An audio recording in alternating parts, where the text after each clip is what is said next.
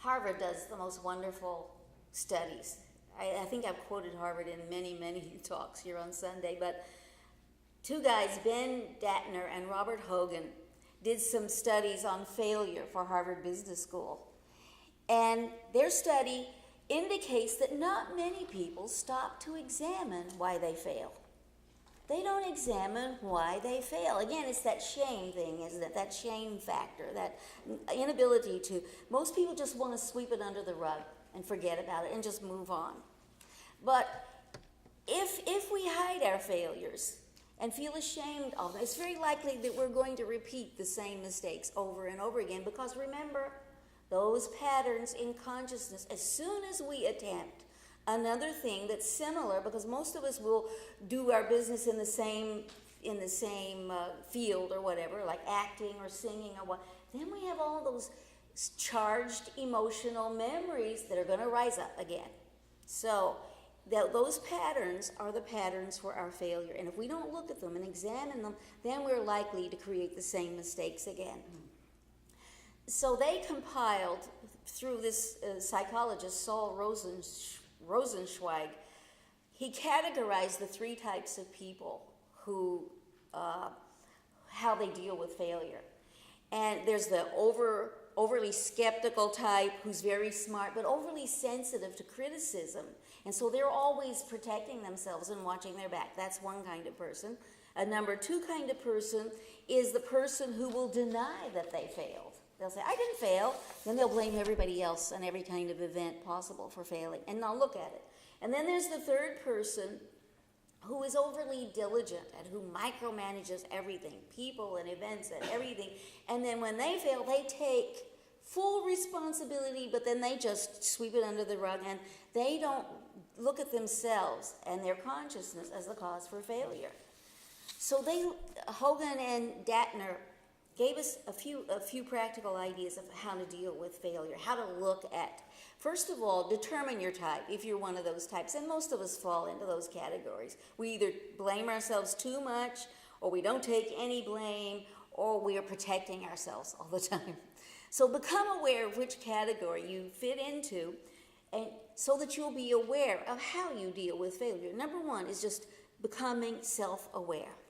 Become aware of which category you belong in. Number two is to cultivate political awareness. Now, that doesn't mean Democrat or Republican or Independent. It just means to ask people to give you feedback. How am I coming off? Am I giving you clear instructions? Do you understand the people you work with, the relationships you have? We need to be clear, don't we? We need to see if we are giving correct instructions or telling people what we would like to have from them. And if we're not, they will give us feedback. That's a dangerous thing, though, isn't it? Tell people, hey, I don't understand a word you're saying, babe. But self-awareness helps us to understand the messages that we're sending out, and political awareness helps us to understand the message that others are receiving from us. So we have to be aware of ourselves, and we have to be aware of how we're coming off in a way. So they tell us that political awareness then involves finding the right way to approach your failures within your relationships, within your business, with your finances, just being more aware. And they give us 4 strategies to deal with failure, how to look at failure so that we will understand why we've been failing. Number 1 is just improve your ability to communicate with your partner, with your co-workers, with the people who work with you. Listen to feedback. Be very clear about what you wish. Set your purpose. Make it clear to them so that everybody around you is on the same page. Number 2, reflect on the situation and all the people involved with you. People make all kinds of assumptions, don't they? Lovers make assumptions, husbands and wife make assumptions, and then we get all offended and we feel like the relationship has failed. Be clear about what you'd like from people, what you'd like from your workers, so that everybody is working from the same page.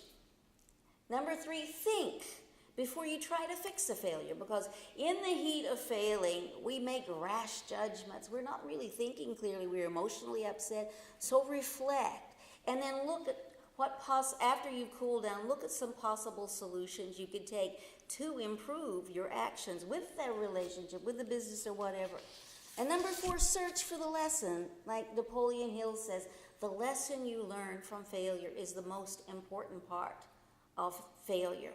Look why it happened and resolve to find the right solutions so that it won't happen again. So let's develop a new attitude about the failures we've experienced and may continue to experience. I have not stopped experiencing failures, and I still have those patterns that I'm working on.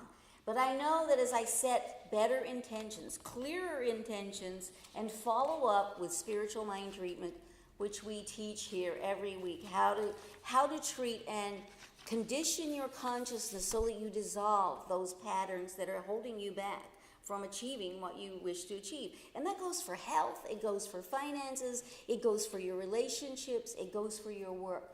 We have patterns in consciousness that are charged that keep us from achieving the goals that we would like to have, a more loving, kind relationship, a more successful business, whatever. So first of all, we have to believe that we can do this, don't we? We have to believe that our thoughts are responsible for what's happening with us. So we put it to the test through spiritual mind treatment, which means that we acknowledge that we are the seat where all the power of the universe comes to a focus, and it works through our thinking. It works through our consciousness. So if we tell ourselves that we're dissolving those patterns in consciousness that are holding us back, then apply that and watch what happens. Because wonderful things can happen by saying nothing can hold me back. I am determined to succeed. My goal is very clear in mind.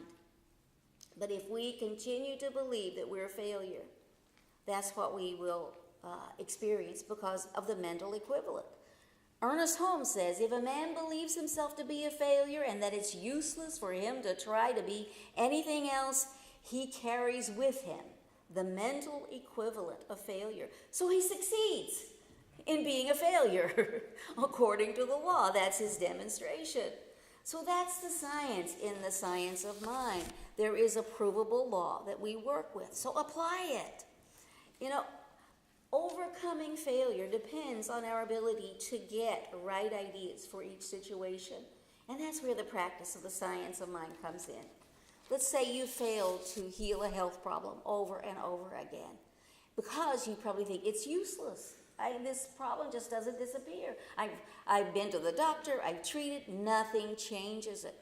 Well, right there is the thought, isn't it? Nothing changes. And so we keep demonstrating nothing is changing.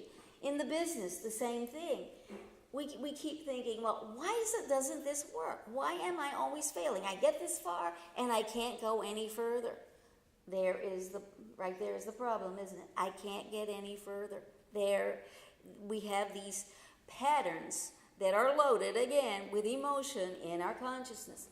So the correct way to deal with those patterns is to say, my word now neutralizes every pattern that works against my success. I have decided right here and right now that I am moving through and I am a success. I cannot fail. I am the point of power. All the power in the universe is working for me and me alone, as if there were no one else in the universe. And this is true, you know. All the power of God, of Spirit, is working with each one of us.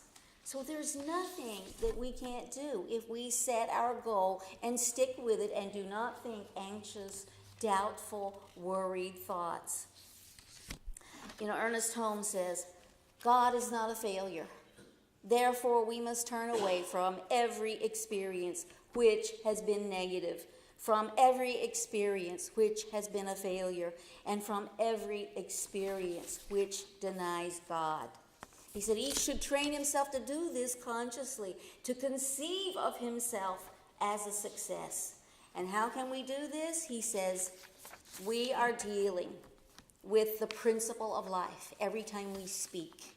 He says, we are dealing, it's not with some power or a great power, but we are dealing with all of the power. So all we have to do is believe, never wavering, no matter what happens. We know that there can be no failure in God's mind. And this mind is the power on which we are depending. How do I know this true? Well, I put it to the test over and over again. We can be sure that we are seats of power and that we're already a success. We're here today. We are living. So go to it and use this law in a way that benefits your life in a wonderful way. You can do it because that's how life works.